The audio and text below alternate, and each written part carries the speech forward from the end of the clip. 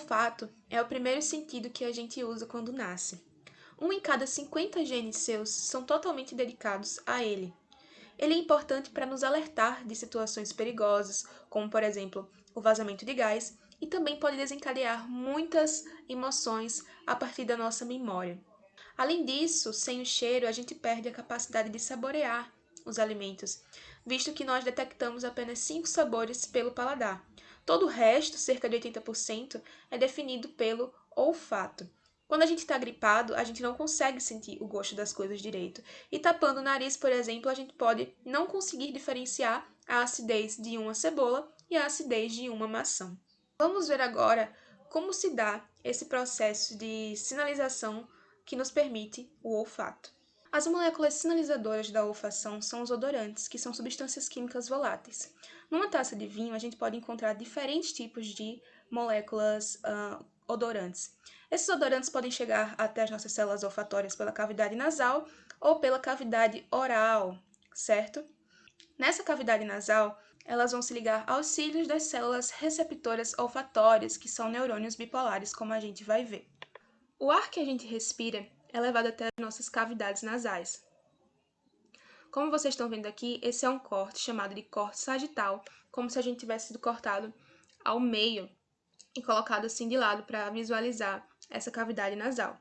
Essa cavidade nasal é constituída por um par de câmaras, tá? Que são divididas por um septo, parte ósseo e parte cartilaginoso. Essa cavidade nasal vai ser revestida por diferentes tipos celulares, mas os tipos celulares que vão nos permitir o olfato estão localizados no seu terço superior. Esse epitélio olfatório vai ser constituído por células receptoras olfatórias, que são neurônios, diferentemente lá da gustação, neurônios bipolares, que vão emitir um único prolongamento dendrítico, que se alarga em sua base, formando vários cílios alongados. Esses cílios não são móveis e vão conter os diferentes receptores para os odorantes. Além disso, nós temos células de suporte para essas células receptoras olfatórias, células basais que permitem a renovação desse epitélio de 4 a 8 semanas, além de células produtoras de muco esse em que os odorantes vão se dissolver e que é trocado a cada 10 minutos. Os axônios dessas células receptoras olfatórias vão formar o nervo olfatório, que é o primeiro nervo craniano. Diferentemente de outros nervos cranianos, esses nervos não se encontram agrupados em um único feixe. O axônio dessas células bipolares perpassam aqui uma camada óssea conhecida como placa cribriforme. Essa placa cribriforme possui algumas estruturas, alguns buraquinhos que permitem essa passagem do axônio. Só após ela, então, é que esses axônios vão se reunir formando o nervo olfatório, que vão fazer sinapse com as células, com os neurônios presentes no bulbo olfatório. Esses odorantes são moléculas que podem ser tanto lipossolúveis quanto hidrossolúveis, que ficam dissolvidas no muco composto por proteoglicanos. Quando eles se conectam com seus receptores, ativam mensagens que seguem até o bulbo olfatório.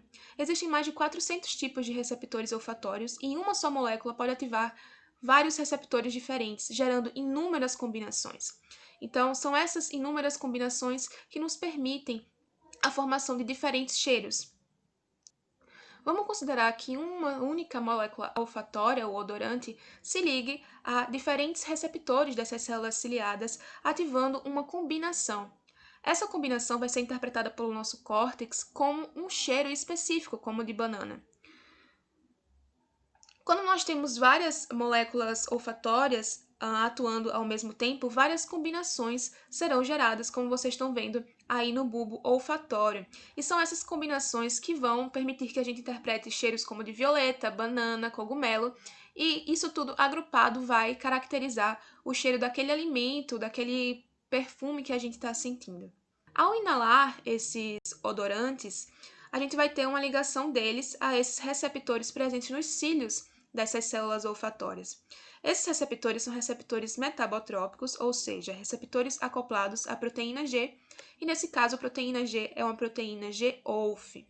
Essa proteína G-OLF, assim como todas as proteínas G, quando ativada, vai desacoplar sua subunidade alfa da subunidade beta-gama. Essa subunidade alfa vai agir como uma proteína GS, ativando a adenililciclase. A adenililciclase, por sua vez, vai converter esse ATP em AMP cíclico através de uma reação de ciclização. Esse AMP cíclico, como a gente já tinha falado, pode ativar canais. Lembra lá na segunda aula da primeira semana? A gente falou que algumas moléculas intracelulares podiam ativar canais iônicos. Então, o AMP cíclico vai ativar um canal iônico para cátions, tanto para sódio quanto para cálcio, e há o influxo desses cátions dentro do neurônio olfatório. Esse influxo de cálcio, especificamente, leva a uma ativação de canais de cloro, que vão fazer com que haja um efluxo do cloro de dentro da célula para fora da célula. Então perceba que agora nós temos um acúmulo de cargas positivas, tanto pelo sódio quanto pelo cálcio, quanto pela saída de íons negativos, no caso ânions, para fora da célula. E isso vai levar à despolarização da membrana. Essa despolarização segue por todo o axônio, desencadeando o potencial de ação que é levado para o bulbo olfatório.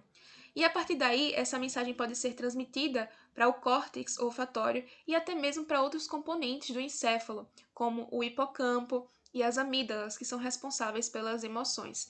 E assim a gente pode associar uma emoção, um sentimento a um cheiro, por exemplo. Para finalizar, aqui tem um resumo de como essa ativação ocorre.